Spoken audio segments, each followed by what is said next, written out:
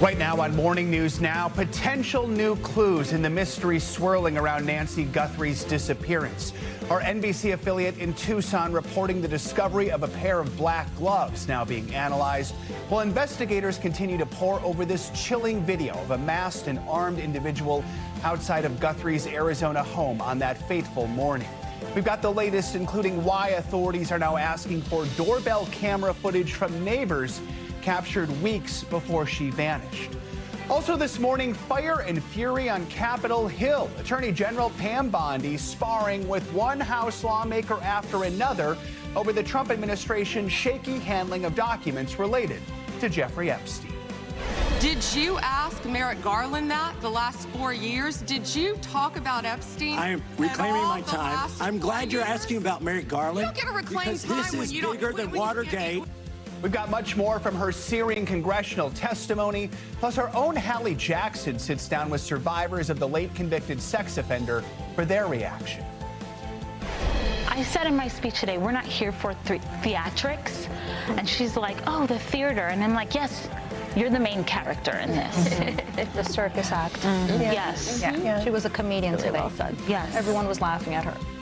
Chaos and confusion over why the airspace over El Paso, Texas was abruptly shut down for hours yesterday, then reopened after the FAA said it would be off limits for days.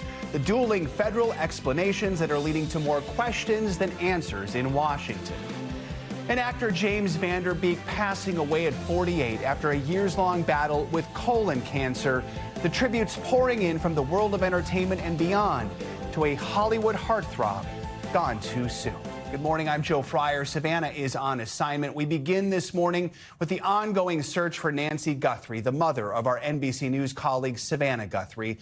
The investigation widened overnight as authorities combed through thousands of fresh tips and some potential new clues.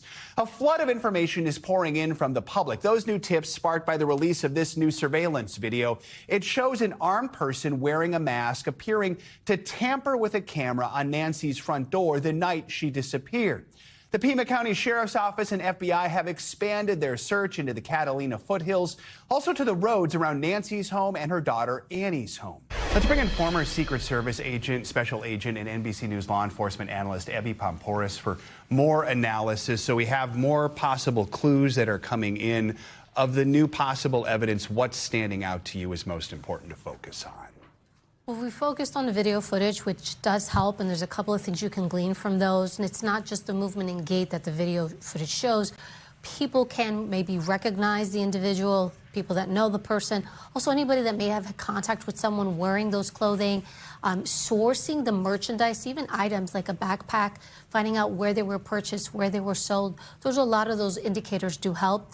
The shoes, what shoes they're wearing. I've talked about this before, because now you know what foot impressions to look for in the immediate area, maybe surrounding areas. So that helps. The fact that they're stopping and starting to talk to people and do searches, I think it's important. Even if it clears somebody, it's one lead that you don't need to follow any further. And we do see them kind of going back door to door, canvassing neighborhoods again, talking to people again, getting more footage. We've even seen the push out of the perimeter. Yesterday we saw they were in the foothills looking for additional clues, maybe something that could have been discarded, clothing, gloves, items, tire tracks. Again, you want to canvass as much as possible because, to be quite frank, we're in day 12 here. Yeah, and asking for the footage over a 3-week stretch, why is that such a long period there? What are they looking for? Well, you're probably looking for individuals who may have done reconnaissance or individuals who have come into the area. You're looking for everybody. You're trying to create a box of movement. So if I'm looking at who's coming into an area, I'm going to start eliminating people. Okay, who lives here? Okay, you don't count, you don't count, you don't count. Probably, right? And then it's like, who came to do service? Gardeners, delivery drivers, anybody who worked on the house, anybody that shouldn't be there. Reconnaissance. Although I will say, sometimes you don't physically need to go to a house to do reconnaissance. You go to Google Maps, you can pull up anybody's house if they haven't blurred it out. So you're looking for any type of movement, somebody kind of going through the neighborhood that stands out to you. And can you match any of those movements up either through license plate readers or traffic cams or cell phone, which I don't think we have, with anybody who came into that area that evening and committed this crime. When you look at the location of where this happened, what is it about that location that is making things difficult? It's dark, it's desolate. You know, everybody talks about the landscaping. You know, at the White House, it's designed, the landscaping is designed to conceal your ability from the outside to look in. And when I heard about the landscaping here, that it's really hard from the outside to look into the house, it reminded me of the White House. So from one side, it's, you know, one aspect it's nice because it's private, but from the other aspect, it's dark, you can't see, there's lack of lighting, and all those things really add to the ability to hide out and commit nefarious activity. What do you think comes next in this investigation? What's the key? Is still perhaps the most important thing having someone who truly knows something coming forward with information? Here's the problem. We don't know if anybody's really coming forward. We've had ransom notes and nobody's been able to say that they're actual legitimate ransom notes that are tied to this case. So there's a couple of concerns here. It's what's going on? You're in day 12. Usually there's some type of communication, right? This is what I want. They really don't typically want to hold on to the person if they want ransom. It's like, I want my money and I want out. So the concerning part is what is happening here? And, you know, and I've been reluctant to kind of share certain things because we're here at the NBC family, but my concern goes straight to the well-being. Is she still okay? You know, a lot of times people may plan an attack or plan an invasion, or is it a kidnapping and maybe it went wrong somehow, and is she still all right? Did something change along the course of the way? Because just anytime you're planning criminal activity, it's not always going to go the way you think it's going to go. There's so many things that happen. She's elderly. Did something happen to her? We know there's blood splatter at the front door. Was she bleeding? Is she all right? So these are the things that start to concern me because there's this kind of lack of communication. Usually with negotiations, what you hear is, this is what I want, there's communication, there's a goal, and here we kind of have nothing. Of course, we all could just continue to pray and hold out for the absolute best for Nancy Guthrie and her health and well-being. Abby, we appreciate your expertise. Thanks for joining us. In a firing hearing on Capitol Hill, lawmakers went face-to-face with Attorney General Pam Bondi. Democratic representatives and one Republican focused on the Department of Justice's handling of the Jeffrey Epstein case with victims in the room. Take a look at one key moment from that hearing. Please raise your hands if you have still not been able to meet with this Department of Justice. Attorney General Bondi, you apologized to the survivors in your opening statement for what they went through at the hands of Jeffrey Epstein. Will you turn to them now and apologize for what your Department of Justice has put them through with the absolutely unacceptable release of the Epstein files and their information?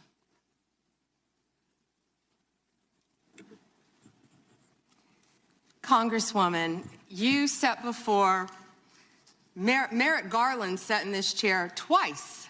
Attorney General Bondi. No, can I finish my answer? No, I'm going to reclaim my time because I asked you a specific question that I would like you.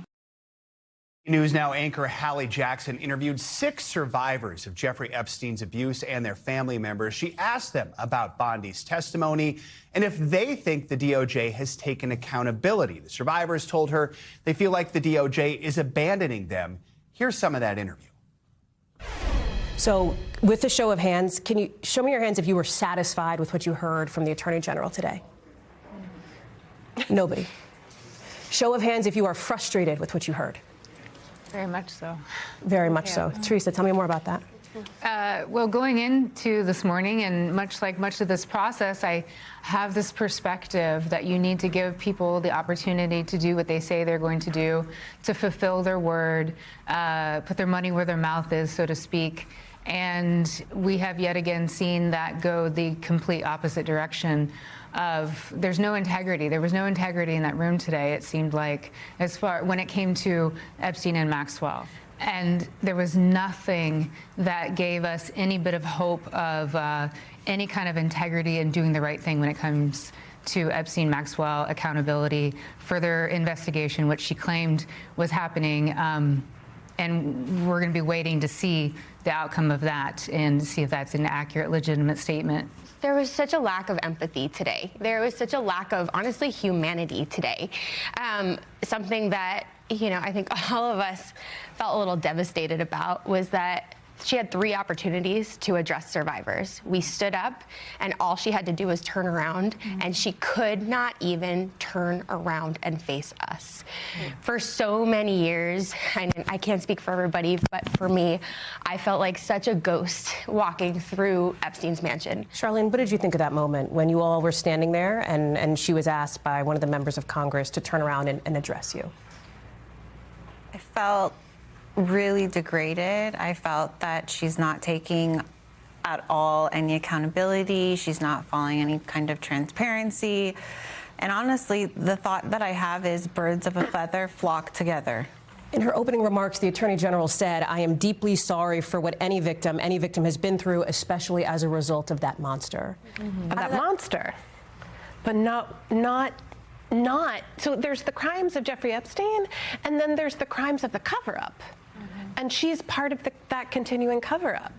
So she didn't apologize for that. When we are constantly, being manipulated and downplayed by our government, we've heard several times our government say, we're moving on from this. And that just enrages me. Yeah.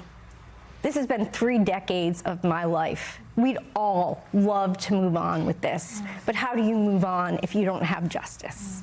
She also said, she was talking about anybody can go to the FBI. Any survivor right now can go to the FBI. And then we saw 302s that are full pages of black that even our congressional leaders can't get access to.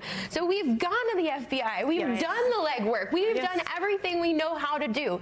And then to gaslight the American people and stand up there and say, well, they need to come over. They need to come talk to us. It's like, I don't know what else we have to do.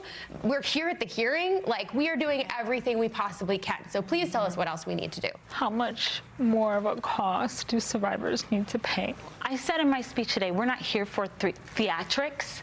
And she's like, oh, the theater. And I'm like, yes, you're the main character in this. The circus act. Yes. Yeah. She was a comedian Really today. well said. Yes. Everyone was laughing at her.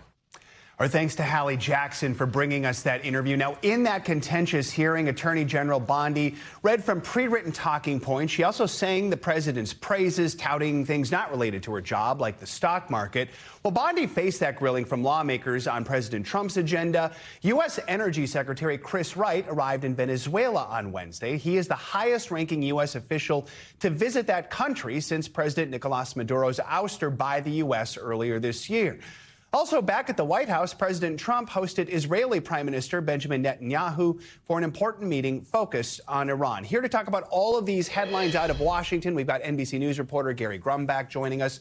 Gary, good morning. Let's start with more on that Capitol Hill hearing. We know lawmakers got into these heated exchanges with Bondi over the Trump administration's transparency in handling the Epstein files, the release of them. We just saw one example moments ago of how she responded to that questioning. Beyond that, how else did she handle the incoming fire, and what else was she pressed on? Yeah, heated might be an understatement there, Joe. It was a screaming match it devolved into at some points during the several-hour hearing yesterday, because members of the House Judiciary, particularly Democrats, wanted to know several things. One of them being what exactly the Department of Justice is doing about the files and how they have gone over the past several months, from the slow release to the mistaken thousands of redactions that were or were not there of some of the victims' personal information like names, addresses, phone numbers, and also whether there's any continued investigation into potential co-conspirators. We know Jeffrey Epstein and Ghislaine Maxwell did not necessarily act alone in all of this. So that was some of what was hoped to be gotten from the Democrats on the committee. But in response, Attorney General Pam Bondi called Thomas Massie a failed politician. She called Jamie Raskin a washed-up lawyer. And she suggested Congresswoman Jayapal of theatrics. And you just heard it there from some of the victims. They're very upset with how this went. Yeah, and they're not going to stop pressing for more answers there. Let's shift gears a bit, Gary. U.S. Energy Secretary Chris Wright, he arrived in Venezuela yesterday. He's taking a look at the country's oil industry. So where does the U.S. relationship with Venezuela stand now after the capture of Nicolas Maduro earlier this year? Yeah, our Kristen Welker is actually on the ground in Caracas with the Energy Secretary. Incredibly rare for a U.S. TV network to be doing this. And she's talked with the Energy Secretary, and she says that apparently they're going to start rebuilding their relationship between the U.S. and Venezuela peacefully. He says, Secretary Wright says, without troops on the ground, without bullets being fired, but through commerce. That is what he told Kristen Welker. And for Wright, it all revolves around the relationship with Nicolas Maduro's number 2 in command, Delcy Rodriguez. There was a working dinner between Wright and Rodriguez last night that he said went well, and their relationship over the first month has gone well. But I do want to mention an exclusive interview that just came out with Delcy Rodriguez and Kristen Welker, where she says Nicolas Maduro is a legitimate president and he is innocent along with the First Lady. So clearly there's still quite a gulf between the U.S. and Venezuela. And we will bring you more of that exclusive interview coming up in the next hour. One more headline to get to, Gary. President Trump hosted Israeli Prime Minister Netanyahu at the White House yesterday. Obviously a high-profile meeting that comes as the U.S. holds these indirect talks with Iran about its nuclear program. What did they discuss? Yeah, usually when a high-profile foreign official comes to the U.S. and comes to the Oval Office, there's cameras, there's a big event that the president likes to put on. That did not happen yesterday. It was all behind closed doors, which I think speaks to the tenuous relationship between the two leaders. And according to the President Trump, not a whole lot got accomplished, but he did insist negotiations continue with Iran, but said other than that, quote, nothing definitive came out of the meeting. All right, Joe. Gary Grumbach, a lot to cover this morning. Thank you so much. There are still unanswered questions surrounding that abrupt closure of El Paso International Airport yesterday. Flight service has now resumed after the FAA lifted what was supposed to be a 10-day shutdown of the airport. Then it reopened after just 6 hours. What's causing so much confusion? The conflicting explanations from the FAA and the Pentagon as to why that airspace was even closed in the first place. NBC News senior correspondent Tom Costello has the latest. The question, did the FAA close El Paso's airspace due to Mexican drug cartel drones, or because the FAA was worried about new anti-drone lasers being tested near the airport? For the next 10 days, we're stopped, all time stopped. So the airport's totally closed? Apparently. The FAA's Notice to Airmen, or NOTAM, said El Paso had been designated National Defense Airspace, and the government may use deadly force against airborne aircraft that don't adhere to the order. But congressional, military, and aviation sources say the airspace was closed because of a dispute between the FAA and the military, as the government tests new laser technology to target cartel drones at Fort Bliss Army Base right next to the airport. Medical evac flights rerouted to New Mexico, airline passengers grounded. Makes you wonder what could be happening. But just a few hours later, the FAA reopened the airspace, and administration officials saying Mexican cartel drones breached U.S. airspace. The Department of War took action to disable the drones. From DOT Secretary Duffy, the threat has been neutralized. There is no danger to commercial travel in the region. Sitting on the border, El Paso's airport serves both Texas and New Mexico with 100 flights a day. Decisions made without notice or coordination puts lives at risk and creates unnecessary danger and confusion. The FAA hasn't moved to close airspace for days on end since 9/11. Government agencies have been warning about drug cartel drones, but this week their lasers brought down a party balloon rather than a drone. Back to you. All right, Tom, thank you. For more analysis on this, let's bring in Jeffrey Needles. He's a retired Air Force fighter pilot. He's also what's known as an air dominance system expert, which will help us delve into some of these issues here. Jeffrey, good morning. We know the FAA initially announced it was closing the airspace for 10 days, then reopened just hours later, not even 1 day. This is a busy airport. It's important to the region.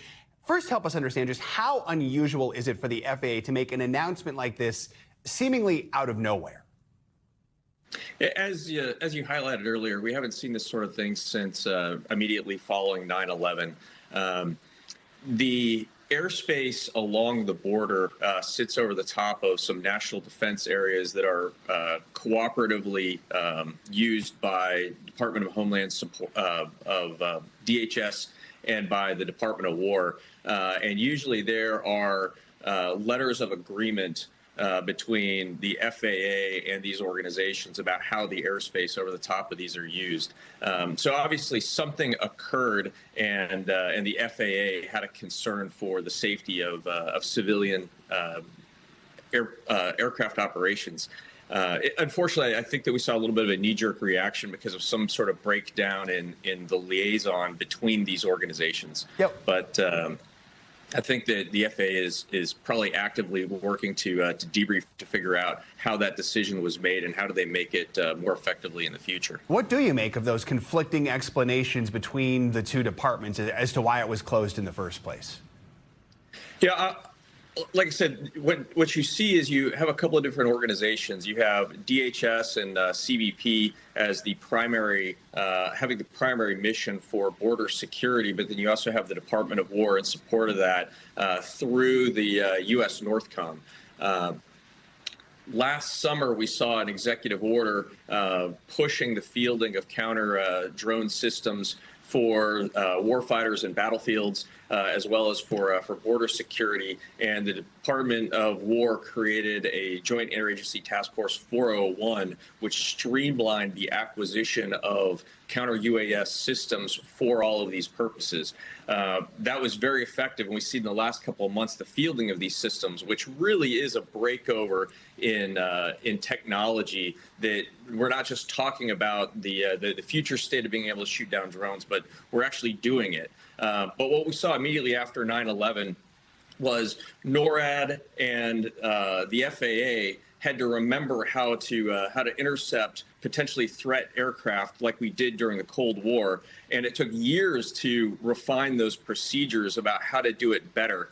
And I think that because this is sort of a seminal moment of one of the first times that we've actually employed one of these operational systems to shoot down a drone, that there's going to be a lot of hot wash involved where people are going to say, okay, what do we do right? What do we do wrong? And how do we continue to refine these procedures to do it better in the future? Jeffrey, just real quick here, just how much of a threat to safety and security are these cartel drones?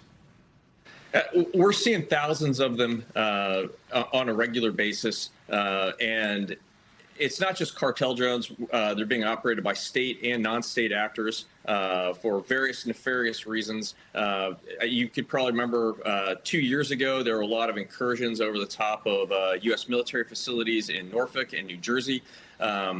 There's a lot of concerns about critical infrastructure like power plants, power grid, things of those nature. So really, like this is a much bigger conversation. Mm-hmm. And it's being had by NORAD, it's being had by DHS and U.S. NORTHCOM about who has responsibility and authority to shoot down drones, and in which airspace, and what are the rules of engagement to do that. Mm-hmm. And they are delineating that conversation by how big the drone is, what type of drone it is, how fast it's going, what altitude, and things of those nature. All right. We all remember that mystery over New Jersey for sure. All right. Jeffrey, thank you so much. Absolutely. We appreciate your analysis this morning. Time now for your morning News Now weather. We've got the latest on a big southern storm that could carry over into the weekend. Meteorologist Melissa McGee has your forecast. Melissa, good morning. And good morning, everyone. We're tracking a pretty active pattern that's going to set up across the southern plains states, especially as we head into our Friday. So we're tracking this short wave that's crossing along the southern tier and heavy rain expanding into Texas as well as Oklahoma. This will continue to travel to the east. Soaking rain is possible for much of the lower Mississippi Valley and some gusty storms right along the Gulf Coast states as well. As we head into the rest of our weekend, downpours are possible from Florida up through Virginia. Watching this storm system as it moves offshore because it could curve up to the north over the mid-Atlantic region. So we're tracking that very closely for you. In terms of rainfall amounts, we could find 1 to 3 inches of rain from Texas all the way over into the Carolinas. The rainfall is beneficial. A lot of these spots have anywhere from abnormally dry to extreme drought conditions. We need the rain. We just don't want it all at once because flash flooding is likely. Out across the other side of the United States, a West Coast storm on Sunday taking aim right at California.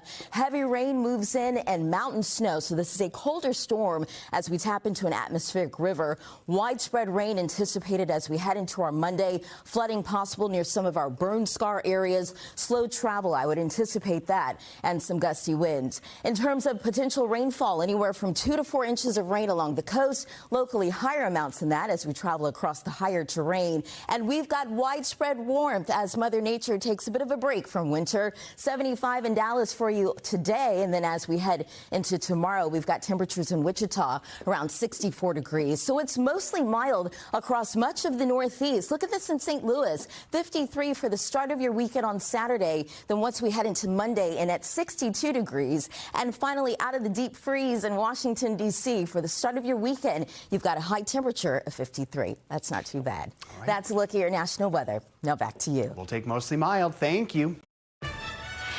We are back with our special coverage of the Winter Olympic Games in Milan Cortina. In Wednesday's action, Team USA absolutely dominated in speed skating and moguls skiing.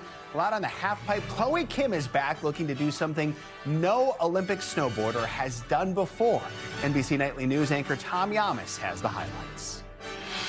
Madison Chalk and Evan Bates poured their hearts out on the ice. 15 years of a partnership on the ice leading up to that moment. The married couple hoped it would be enough for gold, but it was not to be. It went instead to a team from France, with Chalk and Bates taking silver. The best speed skater in the world flies to an Olympic record and the lead. While speed skating superstar Jordan Stolz shattered the Olympic record in his Milan debut, the start of what could be a golden run here. Just takes practice, Jordan. Stolz first started skating on a frozen pond in his Wisconsin backyard. And this is his elementary school back home celebrating his win.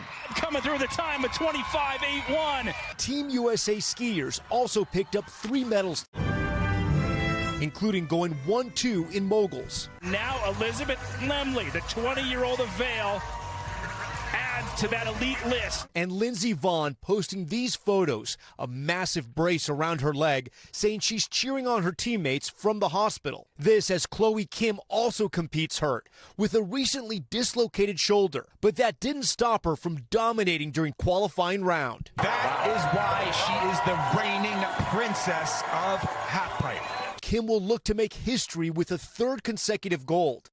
And we're all cheering her on. Our thanks to Tom Yamas for that report. Let's take a look at the current medal count.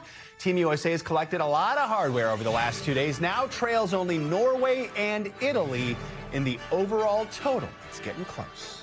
Coming up, Pride soon to be restored right here in New York City. Local leaders are now fighting back against a controversial Trump administration move at a focal point of LGBTQ plus culture. That is next.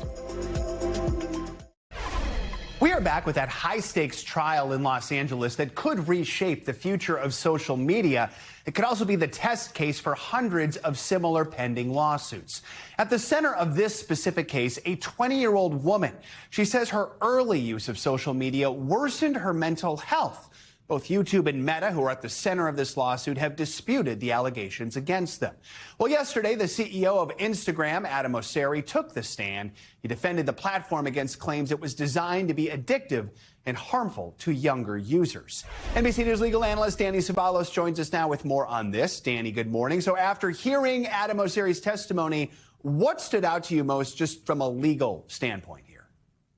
I thought he did pretty well. And one of the points he made was that this is not clinical addiction in his view. But of course, he had to concede on cross-examination that he's not a doctor and that he's not a medical professional.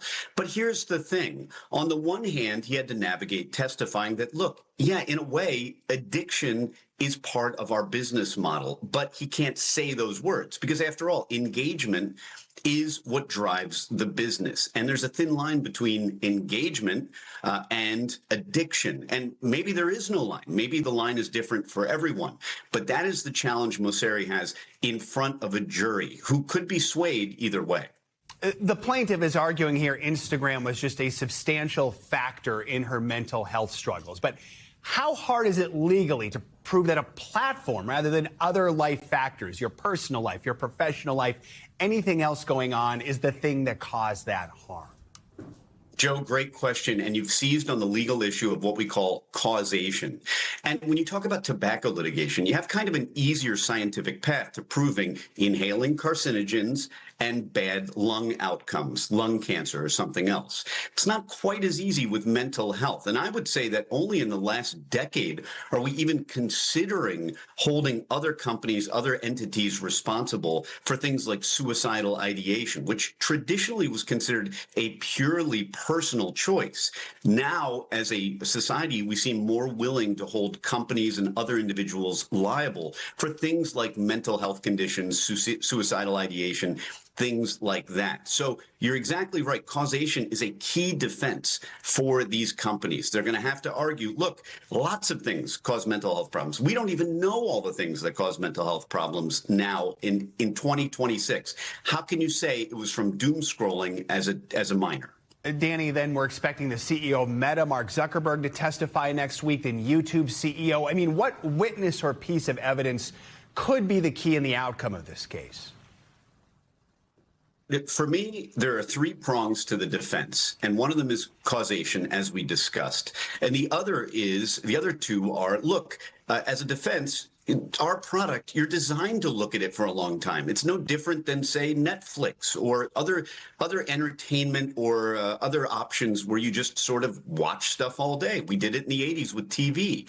So that's one argument. And then the argument they're going to try and make is, look, we've done everything we can to make it safe. No one is obligated to make a product 100% safe. Virtually every product is dangerous if misused. And I'm talking about every product: motor vehicles, a coffee maker, water.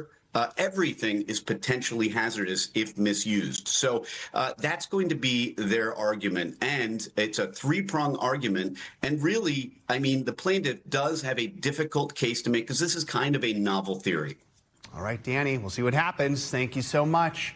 New York City officials are planning to re-raise the pride flag at the Stonewall National Monument today. That's in response to the Trump administration, which had it removed on Monday and replaced with an American flag. The move sparked fierce backlash from local officials and activists. On Tuesday, protesters rallied at the monument. It is the birthplace of the modern gay rights movement nearly 60 years ago.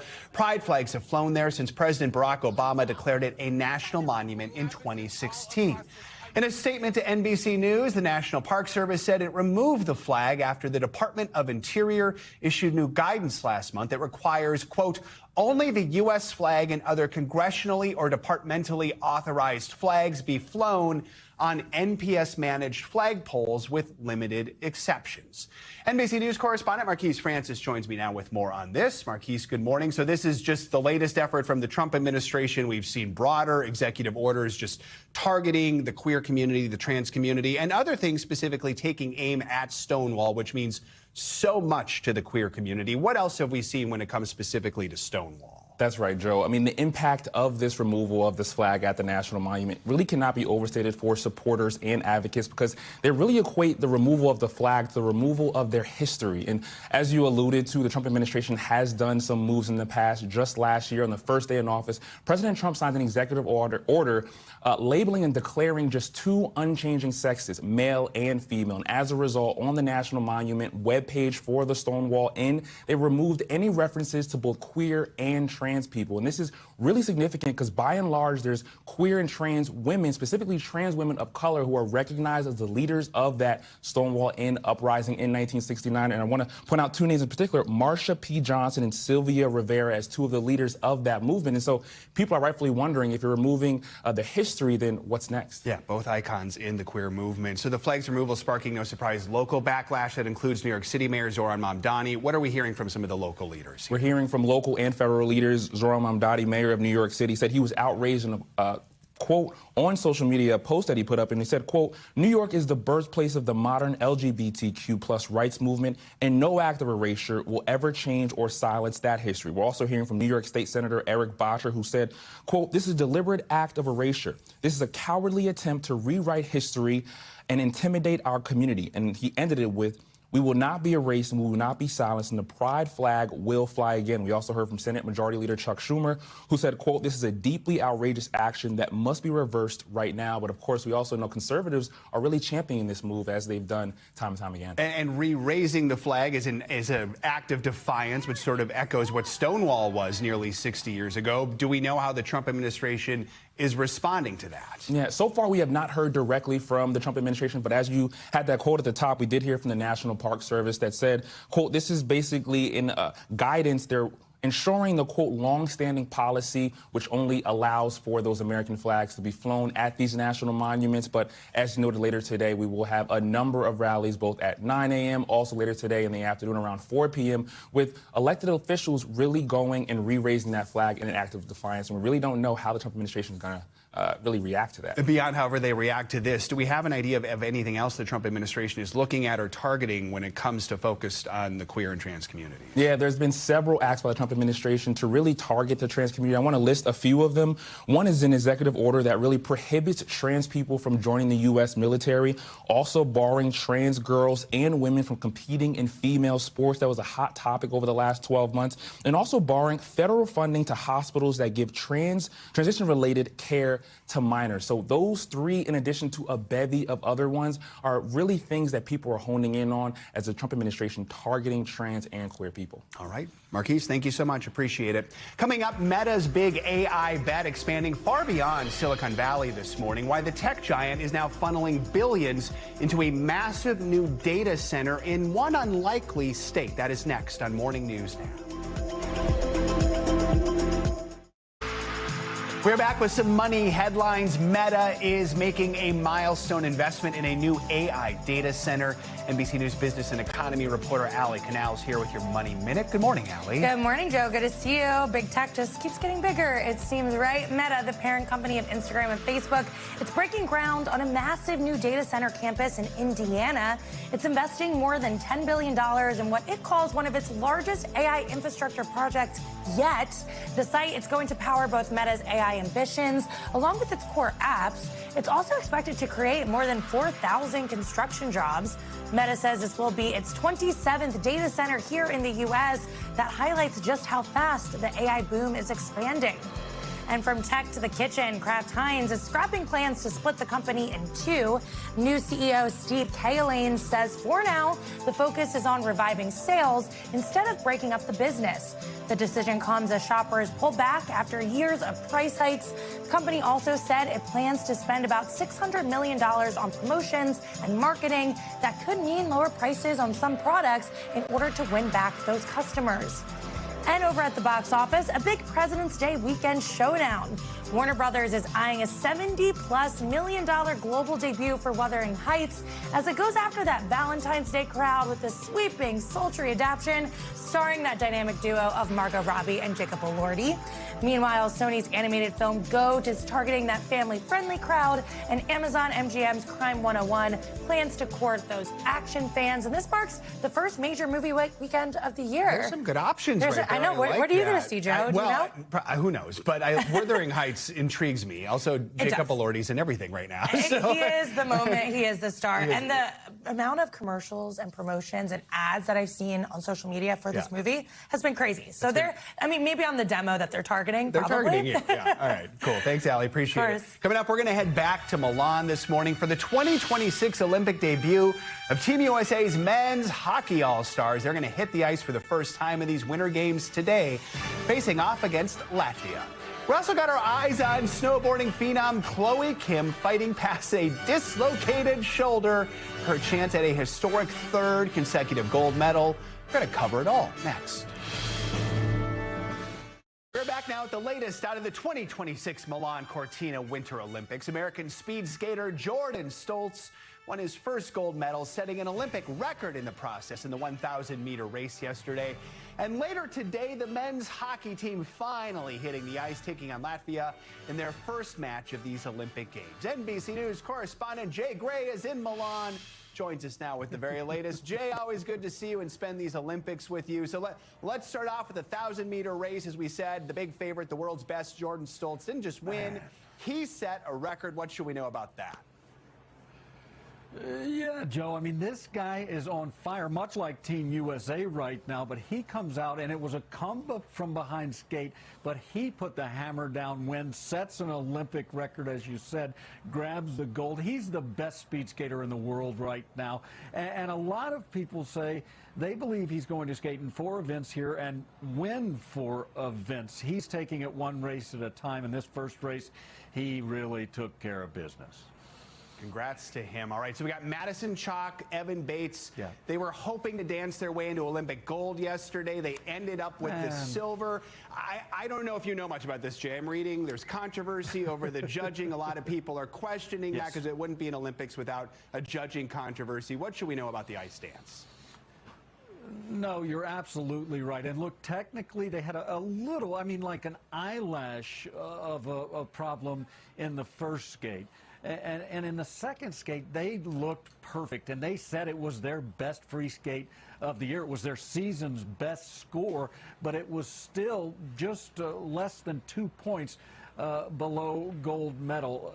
And yeah, a lot of people, including the skaters, frustrated with how things played out here.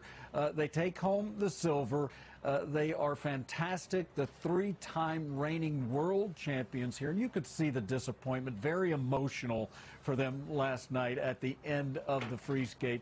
But look, they are proud with their effort here, say they couldn't have done anything differently. And of course, Joe, we're proud of how they represented our country because they were brilliant on the ice. They were. It was their best, and you can't do better than your best. So we are definitely proud of the 2 of them. All right, Team USA went big on the moguls yesterday. Tell us the highlights there.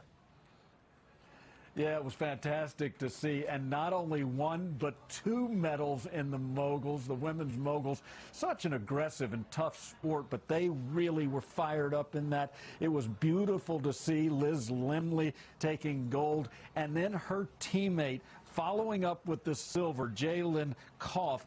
And look, that was such a great moment in the mountains for Team USA, and such a big moment, the men in the moguls later today. All right. And speaking of later today, finally, the men's hockey team, their first game. What are some of the reasons to watch, and tell us why this is getting so much attention this year? I think one of the things is the NHL is back, and that is a big deal. You know, they left during COVID, then scheduling was an issue, but NHL players are back, and that's really going to add speed to this game. It's going to add some aggression, I believe. They're going to be tough out there on the ice, but it's also kind of an evening agent because all of these teams now have several NHL players. To give you some perspective, and you know, it always seems to boil down to USA and Canada. For perspective, those 2 teams, all NHL players, so it's going to be fun to watch. It should be a good show. Looking forward to it. All right, Jay Gray hanging out at the Duomo. Good to see you. We'll catch up with you again throughout these Olympics. Thank you so much. Also, today's snowboarder Chloe Kim fighting for that record-breaking 3rd consecutive gold medal. For more, let's bring in Chris Bumbaka, who's a sports reporter for USA Today. Chris, good to have you with us. So if Chloe wins, she's going to be the first snowboarder, man or woman, to win 3 consecutive golds at the Olympics. How are her chances here? I think they're really good.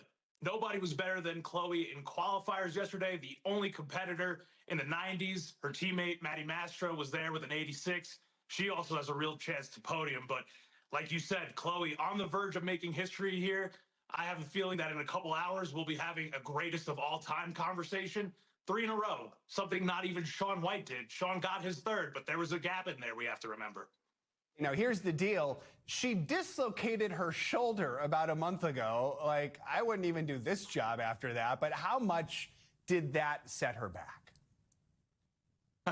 Yeah, we'd all be playing hurt if that were the case. But no, let's just put it into context this way. She actually first dislocated the shoulder in December at a competition in Copper Mountain, Colorado. So she hadn't really been competing until yesterday's qualifiers, for months. She did it again training for the Locks World Cup in January, and then she wasn't riding again until two and a half weeks ago by this point. So, what she has been able to do is remarkable. She is wearing a brace, but it's more so in case of impact on the ground, and it should not affect how she's able to do her tricks and her grabs. The McTwist she landed to end her first qualifying run yesterday, certainly an example of that. So she's great, but obviously there are other great competitors as well in the field. I mean, who is her biggest competition for getting the gold today? Yeah, Japan went 2-4 in the qualifiers. So you have Sarah Shimizu and Rise Kudo. Japan's really taken a passion for these winter sports, and snowboarding is something that they really excel at. And then you have defending silver medalists who finished second to Chloe 4 years ago, Caral Ibanez of Spain. 36 years old, which is remarkable for women's halfpipe snowboarding. So she's in finals, also a name to keep an eye on as well. So many great snowboarders to keep an eye on. Chris Bambuka, thank you so much for joining us and helping us break it all down. We appreciate it. You can catch all the best Olympic action on Primetime in Milan. It's hosted by Mike Tirico starting at 8 p.m. Eastern on NBC. And of course, it's also streaming on Peacock. That is going to do it for this hour of Morning News Now, but stay with us. The news continues right now. Let's begin this hour with the desperate search for 84-year-old Nancy Guthrie, the missing mother of our NBC News colleague Savannah Guthrie.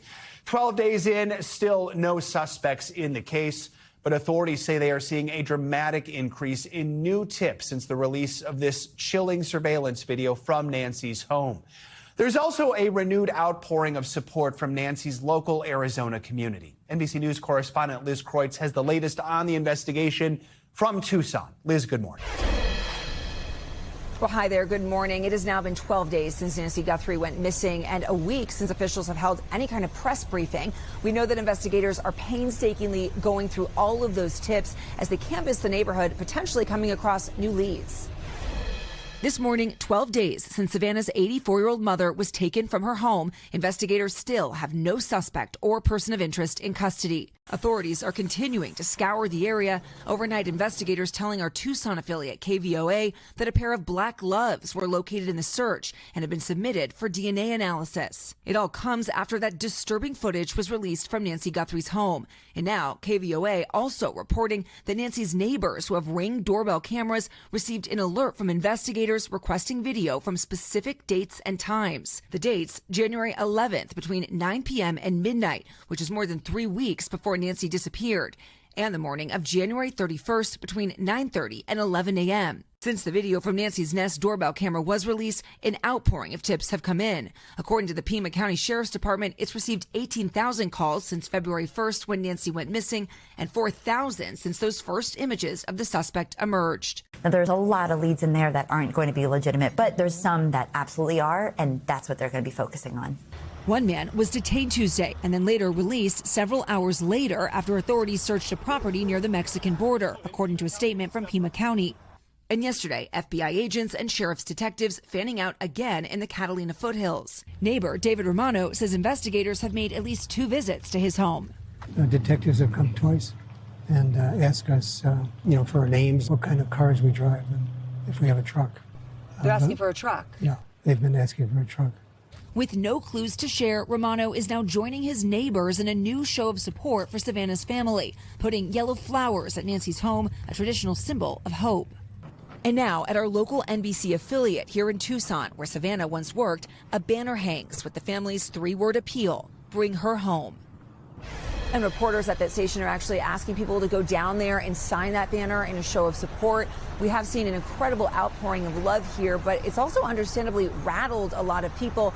Neighbors in Nancy Guthrie's community tell us that they are installing new surveillance cameras and also activating their security systems. One man telling us it's the first time he's done that in years. Back to you. All right, Liz Kreutz, thank you. NBC News national and law enforcement and intelligence correspondent Tom Winter is here with more on where the investigation goes next. Tom, good to have you with us. So as Liz just mentioned, investigators have received just an incredibly high number of tips and calls, especially after getting that door cam footage. How do they sort through and figure out what are the most promising leads? Right, and that was 4,000 since the door cam video came out, and that was yesterday as of noon, so you can imagine what that number is now. What happens here is that you have a number of calls that come in to say 1-800-CALL-FBI. Somebody takes that call, gets as much information as possible, as much details about everything that you're calling in, about you, anything that can be corroborated. Then an analyst looks at that. An FBI analyst looks at it and says, okay, well, we have somebody calling in and they say that they own a property near Nancy Guthrie and they might have some leads or some tips or some video. And they'll want to make sure, does this person actually live there? They'll start to corroborate some of the basic information. And then based on that, say, for instance, you were somebody that was a neighbor and I was the potential suspect. You can say, you know, that Tom Winter, I've seen him with that backpack. I've seen him with that holster before. He's also not been around too much the last couple of weeks. You would take that information, again, make sure that you're credible, make sure the information's credible, but then you would get to a situation where you say that needs to be prioritized. It goes in a computer database, they number it, they make sure that there's not a situation where a lead falls through the crack. At least that's the hope. We also know the FBI and authorities have been searching the roads around Nancy's neighborhood. What might they be looking for at this stage? You know, there was that black glove that Liz mentioned in her report. It's anything like that. You know, we don't know if that black glove has anything to do with this case or not. They're going to use the FBI's CODIS database. That's the national DNA database that they can use, kind of match it against that. They're going to look for any sort of thing, clue. Did somebody leave something behind that they shouldn't have that allows them to get closer from an evidentiary standpoint to getting a name, getting some information, hopefully get a crack in this case. You mentioned this, but it's been 2 days since the FBI released the door camera footage. What are investigators doing with the information that they are able to gather from that? You know, there's so much. If they didn't get a single tip call, and they're still pleading for that because that's going to be the fastest way to kind of short circuit a longer investigation. But what they're going to do is they're going to look at that backpack and say, who sells it? They're going to go to those retailers. Who sells it in the Tucson area? Gather all that information, get all those names and say, hey, is that a name we've heard from before? I mean, that's going to be critical. You know, if we heard this name before, oh, wait a minute, they also brought that backpack. Okay, now we can start to maybe get something going on this person. Look, I'm hopeful that they've got some leads this morning. How those leads pan out, that's something that we'll continue to track, of course. But that's the type of thing that they're doing right now. All right, Tom Winter, good to have you with us. Appreciate your reporting. Thank you. Yeah. Now, the surveillance video from Nancy Guthrie's front door is drawing attention to home security cameras as many homeowners express concerns about how to keep their loved ones safe. NBC News correspondent Emily Aketa joins us now with more on what we should know about this advancing technology of home security cameras. Emily, good morning. Joe, good morning to you. Research shows the majority of homeowners use security cameras, but the capabilities of those systems can range significantly and can be confusing as the investigation into the disappearance of Nancy Guthrie thrusts Nest, Ring, and Blink cameras into the national spotlight. Since the release of these chilling images from the night of Nancy Guthrie's disappearance, authorities say tips have been pouring in. How often is video a breakthrough for investigators? There is video everywhere. Video surveillance has become a critical element for law enforcement in helping solve crimes.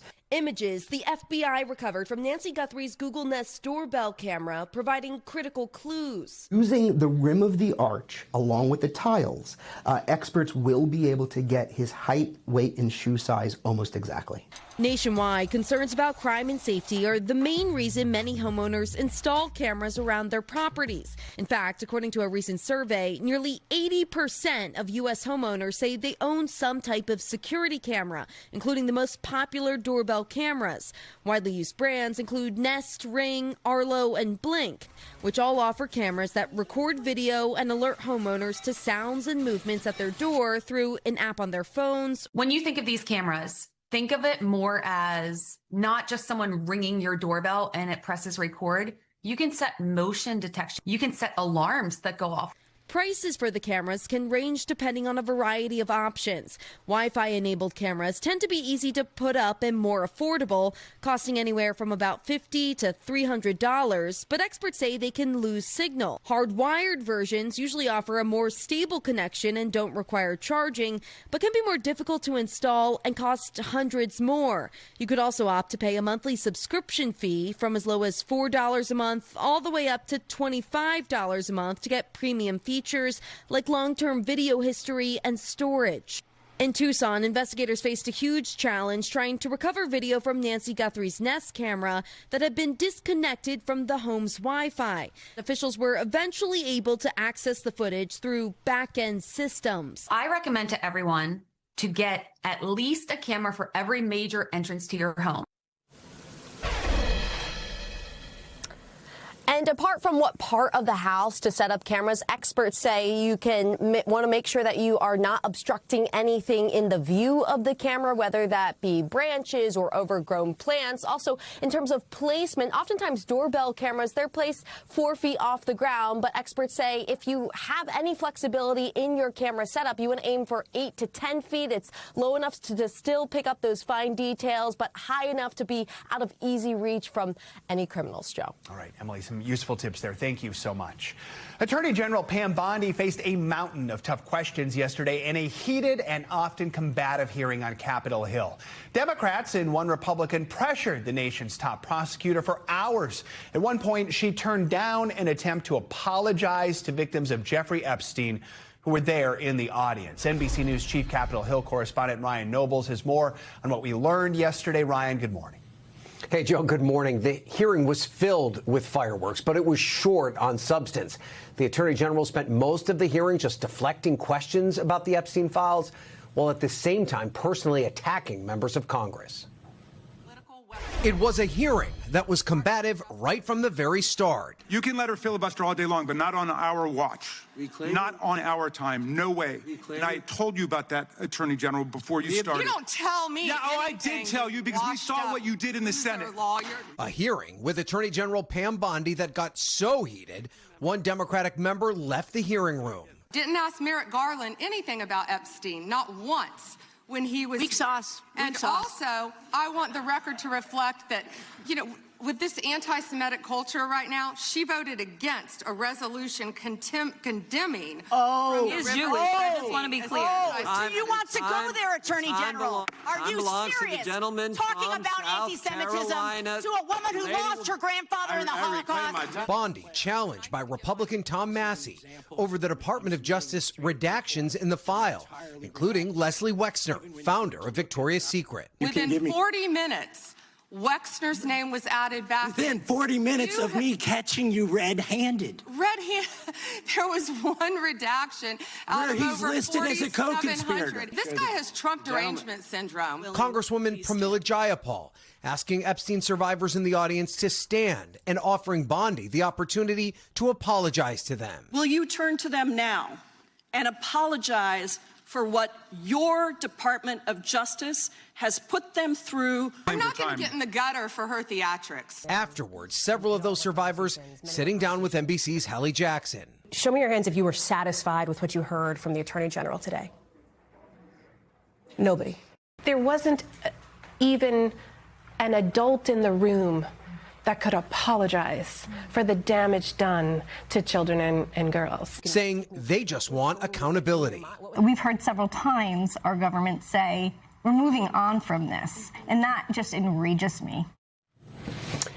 And despite all the theatrics, Bondi did reveal more could come in the Epstein saga, telling Congressman Chip Roy that there are still pending investigations in the case, but she did not say who they are focused on or when they might be resolved. Joe. All right, Ryan, thank you so much. Now to an NBC News exclusive. 1 month after the U.S. captured Venezuelan leader Nicolas Maduro, his successor, interim President Delcy Rodriguez, sat down with Meet the Press moderator Kristen Welker. It's her first interview with an American journalist since taking office. Kristen is in Caracas with more on their conversation. Kristen, good morning.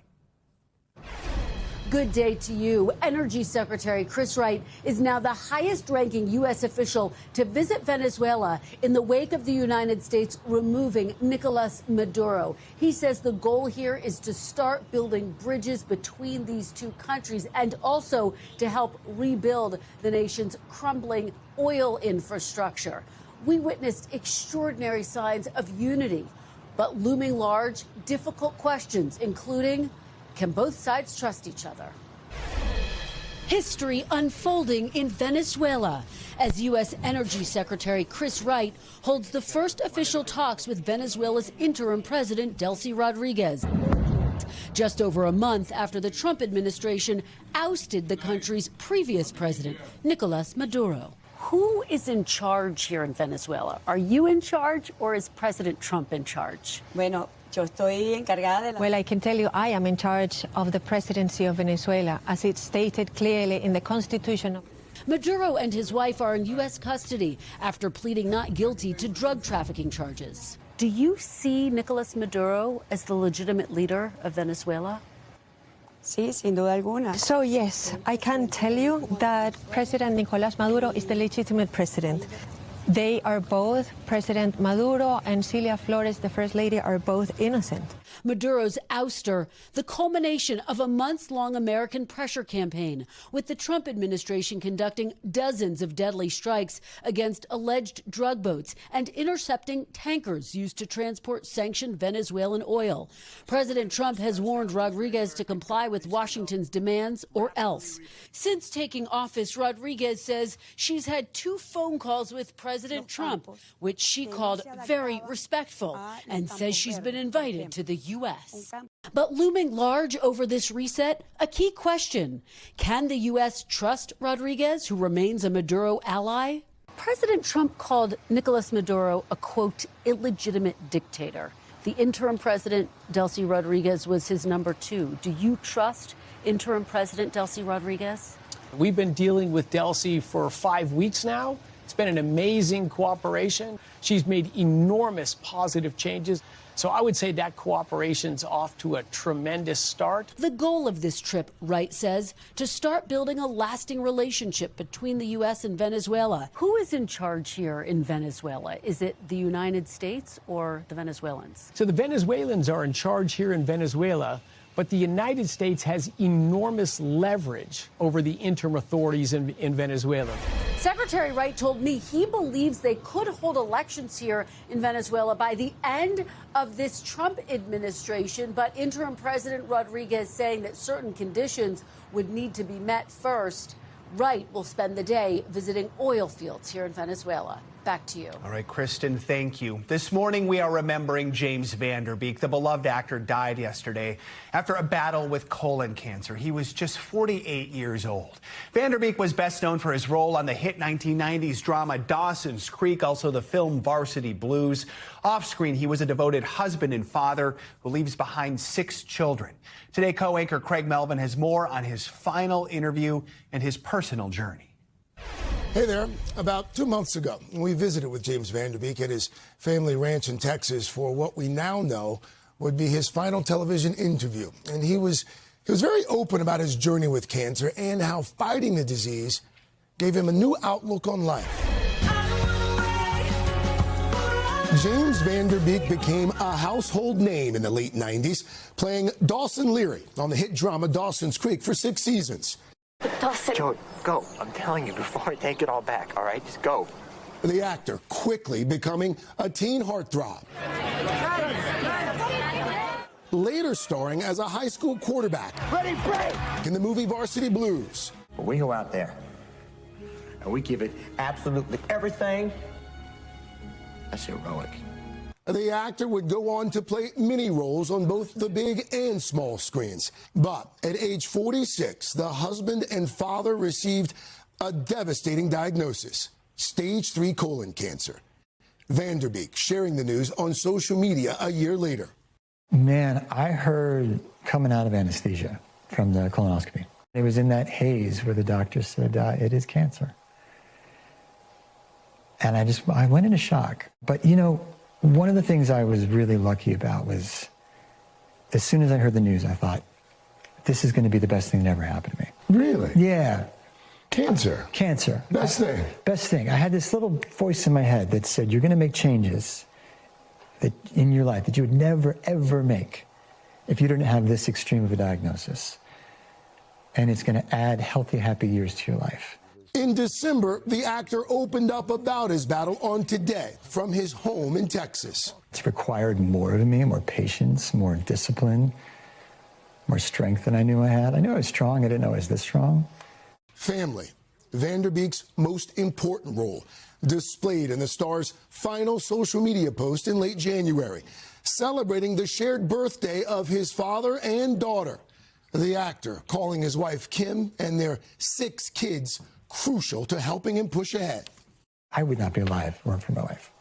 She just has stepped up as a caretaker, as a nurse, as head of the household. And then my kids, as much as I want to shield them from them seeing me in any kind of pain or distress, you know, I wanted to be Superman, super dad. you realize that resilience is not only something they have and can build, but it's the best thing for them. Van Der Beek's family sharing a statement Wednesday, writing, he met his final days with courage, faith, and grace. There is much to share regarding his wishes, love for humanity, and the sacredness of time. Those days will come. This morning, an outpouring from fans, friends, and former castmates, including Katie Holmes, who plays Van Der Beek's most famous on-screen love interest, posting an emotional, handwritten note highlighting his bravery, compassion, selflessness, and strength. Despite his illness, Van Der Beek said he was excited to get back into acting, even filming a role in the upcoming Legally Blonde prequel, Elle, last year. To get on a set where I have my 1,000 hours plus and do something I'm actually really good at was a nice change of pace. And through the adversity, James said he leaned on his faith to stay strong. The biggest change I'd say would be this journey of self-love. And what I realized was, is I'm still worthy of love. My own love, God's love.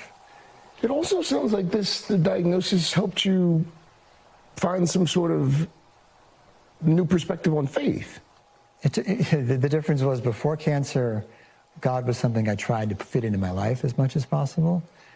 After cancer, I feel like a connection to God, whatever that is kind of the whole point of this exercise on this planet.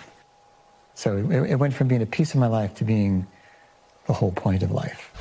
During our conversation, James also told me that he had dreams of Broadway, wanting to return to what he described as his first love on stage, where he got his start in acting as a child. We also want to mention colorectal cancer is now officially the leading cause of cancer-related death among men and women 50 and younger, highlighting the importance of screenings. Back to you. All right, Craig, thank you for that look back. A storm is expected to move through the south into the weekend. For more on that, meteorologist Melissa McGee joins us now with your Morning News Now weather. Melissa, good morning. And good morning, everyone. We're tracking a big southern storm on Friday. So this is the short wave that moves on through. It crosses over the southern tier, expanding rain and heavy rain possible across Texas and Oklahoma. As we continue to travel into our weekend, the storm continues to move to the east. So soaking rain may cause some flooding across the lower Mississippi Valley and some gusty storms possible along the Gulf Coast states as well. As we head into our Sunday, downpours are likely from areas in Florida all the way up to Virginia. And the storm system could move and curve off to the north, impacting the mid-Atlantic region. So we're tracking that very closely as we head into our weekend. Potential rainfall, it's going to be a lot, and we do have an issue with the potential of some flash flooding. Beneficial rain is needed. A lot of these spots are underneath drought conditions, but we want the rain. We just don't want it all at once. So 1 to 3 inches possible from Texas all the way into the Carolinas. We'll keep you posted with that. On the other side of the U.S., a West Coast storm taking place, and it's aiming right at California. Heavy rain is possible and some mountain snow, so this is a cold storm as we tap into a bit of an atmospheric river component with the system that moves on through. Widespread rain across much of California, flooding possible near some of our burn scar areas. I would certainly anticipate some slow travel and some gusty winds. In terms of rainfall amounts along the coast, 2 to 4 inches possible and locally higher amounts than that as we travel across the high terrain here. Winter is taking a bit of a break. We've got widespread warmth here. Temperatures anywhere from 5 to 15 degrees above average today. Tomorrow, the warmth continues. 50 in Chicago, 64 in Atlanta. Not a bad start to your weekend as well. Look at this in St. Louis. A high temperature of 53 on Saturday. You're up to 62 on Monday. Washington, D.C., you're out of the deep freeze. The start of the weekend on Saturday, a high of 53. That's not too bad. That is Look at Your National Weather. Now back to you. All right, Melissa, thank you. Much more to come here on Morning News Now. Later this hour, All-Star Weekend. We're going to take you to the new high-tech stadium in L.A. where the NBA's elite will compete in this weekend's All-Star Game. Up first, though, catching up in Milan Cortina, we've got the latest from the Winter Olympics, including why a Ukrainian skeleton racer was banned from the Games. It's coming up next.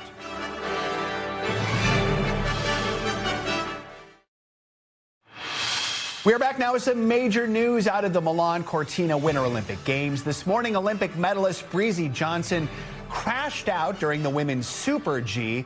Plus, we're hearing from Lindsey Vonn as she recovers from her third operation since severely injuring her shoulder during competition on Sunday. NBC News International correspondent Claudio Lavaga is in Milan, joins us with these latest headlines. Claudio, good morning. Let's start with Breezy Johnson. We hear she crashed out on the women's Super G after hitting a gate early in the race. What more can you tell us? Hey, Joe. Well, that's right. She did crash out during her race in the Super G, but in the end, she was crying, but not out of disappointment, out of happiness, because her fiancé after the race proposed to her, and she said yes. So let's say, Joe, that today she's not going to leave with gold, but at least she'll leave with a diamond. That's right. That's probably more important than all the medals, I have to guess, at the end of the day. All right, so a little controversy here. A skeleton racer from Ukraine actually had his accreditation to compete withdrawn. That's over political images on his helmet. This is a big deal for the Olympics. What more can you tell us? Well, that's right. This started a few days ago when a Ukrainian skeleton athlete, his name is Vladislav Heraskevich, during training, he wore this helmet with images of his fellow Ukrainian athletes who were killed during the Russian war in Ukraine. The IOC, the International Olympics Committee, said he can't do that because he breaks the rules, and they told him that if he wants to remember his fellow athletes, he should have worn a black armband. He refused, and they banned him from racing early this morning, and that attracted a lot of criticism, especially from Ukraine, of course, and went all the way to the top, attracting criticism from President Zelensky, Joe. All right, let's talk about some of yesterday's highlights, from an Olympic record being broken to that second-place finish in ice dancing that's being questioned. It wouldn't be the Olympics without a figure skating judging controversy. Talk about some of the big stories here. Yeah, it was a couple of amazing days for Team USA. For the first time in history, they won 5 medals for 2 consecutive days. Last night, of course, all eyes were on Jordan Stoltz. He didn't disappoint. He won the 1,000 meters race, and also, as you mentioned, he broke the Olympic record. So now he's well on course in trying to become the second American in history to win 3 or more gold medals in the same Olympics. A bit of a disappointment, perhaps, on the other big event last night, Madison Chock and Evan Bates in the ice dance. They still an amazing result, silver medal. They were beaten by the French couple, but that attracted some criticism by some who say that they received a higher than normal score by a French judge, despite some of the mistakes they made. Somebody even started a petition on change.org, but of course this is all allegations for now. Yeah, that's right. The big question here is the French judge, and this seemed to be an outlier compared with some of the other judges. I think we'll hear more about this as the days unfold here. Sure. Finally, we do want to talk about Lindsey Vonn releasing a new statement on social media about her condition after that just tough-to-watch crash on Sunday. What is she saying, Claudio? Yeah, that's right. She posted her first picture in a hospital bed, and she said, and I quote, "I had my 3rd surgery today, and it was successful. Success today has a completely different meaning than it did a few days ago. I'm making progress, and while it is slow, I know I will be okay." And then she goes on to thank everyone for their support and also to congratulate her teammates for giving them something to cheer on. Joe? All right, Claudio, hard to find someone tougher than Lindsey Vonn out there. We appreciate your coverage. Thank you so much. You can catch all of the best Olympic action on Primetime in Milan, hosted by Mike Tirico, starting at 8 p.m. Eastern on NBC and streaming on Peacock. And long before the world's top athletes flocked to northern Italy for the Olympic Games, Milan made its mark on the world as a destination, of course, for style and design, alongside London, Paris, and New York. 2018 Olympic figure skating bronze medalist, NBC Sports Desk reporter Adam Rippon hit the streets of Milan to find out just what makes the city so fashionable. Milan is both and, never either or. Fashion that's elegant and effortless. Designer and vintage. Maybe that's a nod to its history. An industrial hub known for textiles, automobiles, and innovation. And an appetite for fashion. In the mid-19th century, Milan was home to Italy's first department store, and it featured ready-to-wear clothing. More than a century later, Armani and Versace dress supermodels graced the covers of glossy magazines and dominated the runways, bringing Milanese fashion center stage. At the opening ceremony, Armani designed power suits in the colors of the Italian flag. And on the streets here, the same nonchalant chic. Right now, we're in the Via della Spiga here in Milan. There are some of the biggest brands here. We have little boutiques. I have definitely hit this pose before at a wedding. It doesn't get better. The fashion in Milan. You're a fashion designer. You look like you write books. You look like a rock star. Thank you. The glasses are cool. Do you like looking at everything in yellow? Here we go. Oh, yeah, that was close. I heard even the police here wear Armani. Whole new meaning to fashion police. Is this vintage? Yes, it is. Even the shoes are cool. How do you just look so effortlessly good? I guess it's in our DNA.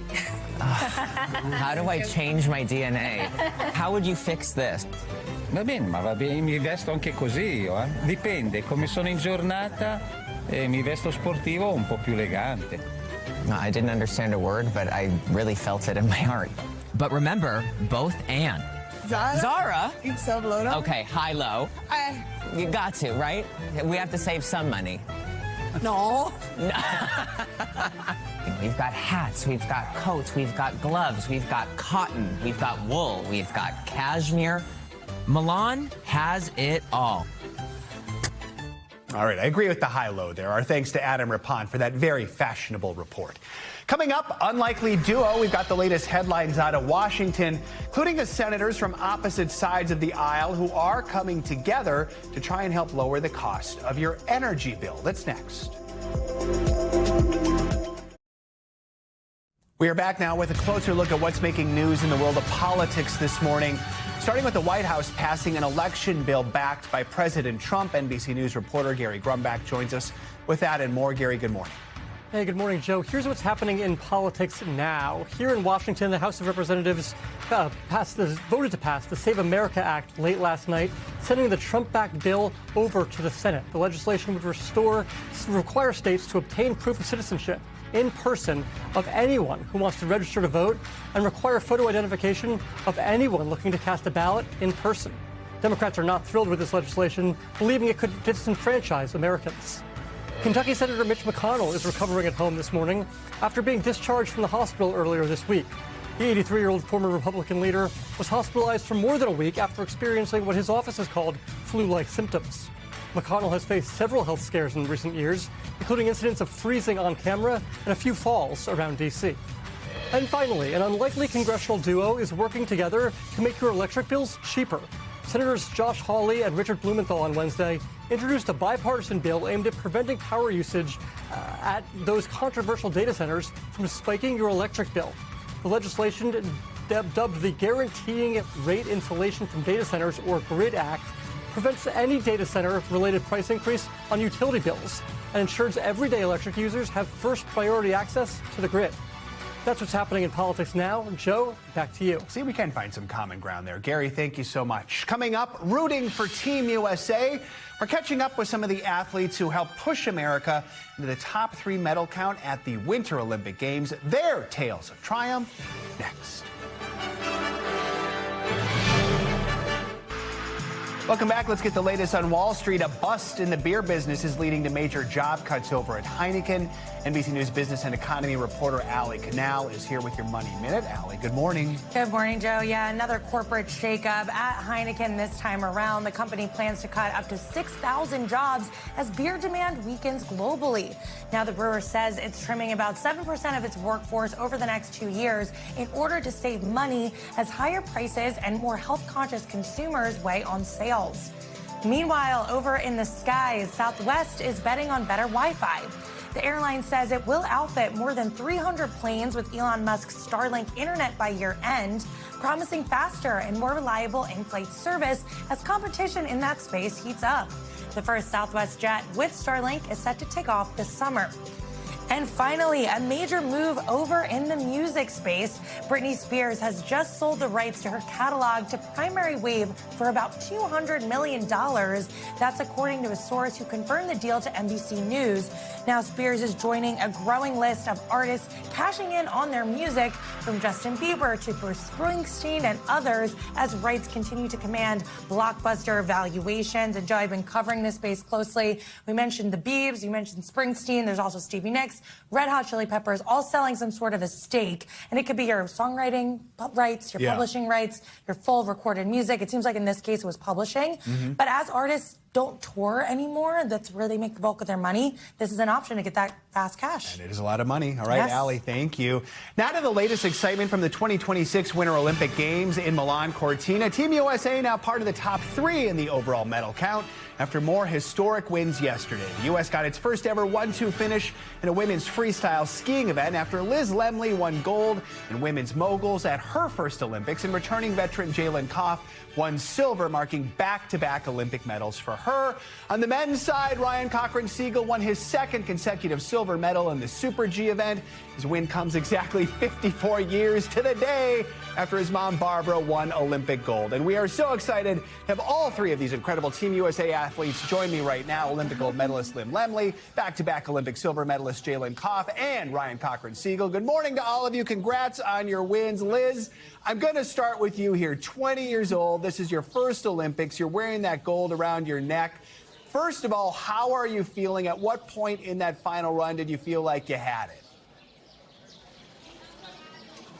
I feel pretty amazing right now, and I didn't know for sure until I had it, of course, until Jakarta blew out. But after my run, I claimed I was feeling super powerful and super happy. You were super powerful, no doubt about that. Here's the deal. You're only 20 years old, and you've actually missed an entire season from 2024 to 2025 because of an ACL injury. What helped you get through that recovery and ultimately lead you to this gold medal here? I think all of the people around me definitely helped get me through my recovery. I had an amazing support team, and my coach, John, was with me every step of the way, and we really calculated my progression and getting here, and we just focused on what we wanted. Very good. Jalen, let's bring you in here. You've been here before. You got silver in the Beijing Games 4 years ago, but because of pandemic restrictions, your family wasn't able to go and watch in person. They made up for it this year. You had 30 people in the stands waving and cheering you on. How did that feel? How different was it from 4 years ago? Yeah, they definitely made up for not being able to be there last time. It was, so special. I could hear every time I was up in the start gate just a Jalen chant going, and I could see the Jays. I could hear them all down there. And to end up on top of the podium and be able to share that with them in person this time was just, so special. Hard to even put into words how much that means to me. Jalen, as a returning Olympian, did you give Liz some advice going into the event yesterday? What did it mean to just share the podium together? Liz didn't need any advice. She's, you saw her out there. Her Olympic debut goes and just takes the gold. She's got it figured out. She didn't need any advice, but it was, so special for us, for this team, to take 1-2 to show how strong our women's mogul team is right now, and hopefully a look at what happens on Saturday with dual moguls. No kidding. Maybe a sign of things to come. Ryan, good to see you. You and I met 4 years ago. I had the chance to go out to Vermont, spend some time with you and your mom. She won silver 54 years ago. Talk about that connection and what it means to you to take home another medal. It was unexpected, I would say. My mom is one of the biggest reasons why I'm here today. She was able to pass her love for the sport of skiing that she grew up with and kind of share that journey with me. Yesterday was spectacular. Really went into the day with no expectations, and I just found out it was great. 54 years to the day. Getting to share that same medal process is pretty wild. But yeah, she's a spectacular woman, and I think very fortunate that I got to grow up with her being my mom, because of everything that she's taught me. I love that you get to share this together, Ryan. I mean, for those who don't know, you broke your neck in a World Cup race back in 2021. You were millimeters away, doctors said, from ending your career. You end up winning silver in Beijing. I understand you've been dealing with some food poisoning, some poisoning, some stomach issues here. We've only got 30 seconds left, but talk about powering through those various medical issues to get to where you are here. I mean, that's just a representation of the support that I have around me. I mean, my neck injury, it was actually a pretty quick recovery. And one of the coolest parts was I got to see my doctor last night.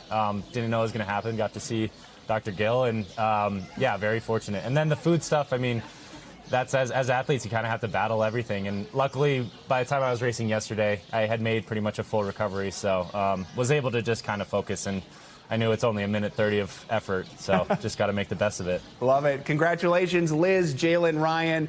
Congrats to all of you. Thanks so much for joining us this morning. Reminder, you can catch all the best Olympic action on Primetime in Milan, hosted by Mike Tirico, starting 8 p.m. Eastern on NBC and streaming on Peacock.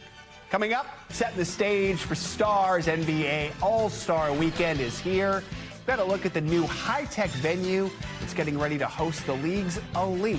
That's next.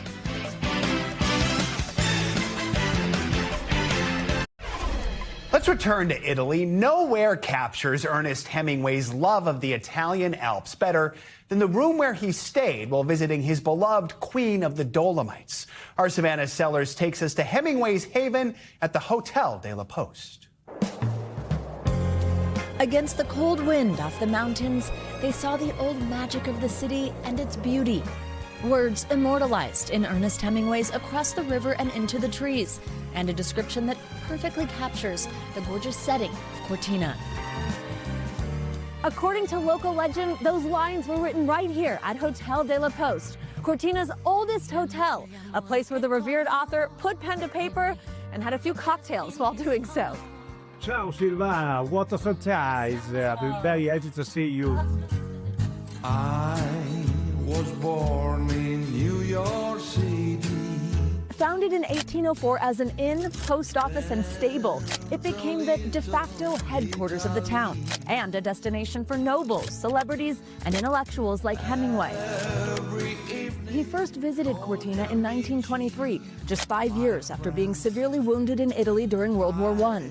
In the 1950s, he returned and made this historic hotel a home base. Something proprietor Gerardo Manigo's family saw firsthand. Your father My father. was friends with Hemingway.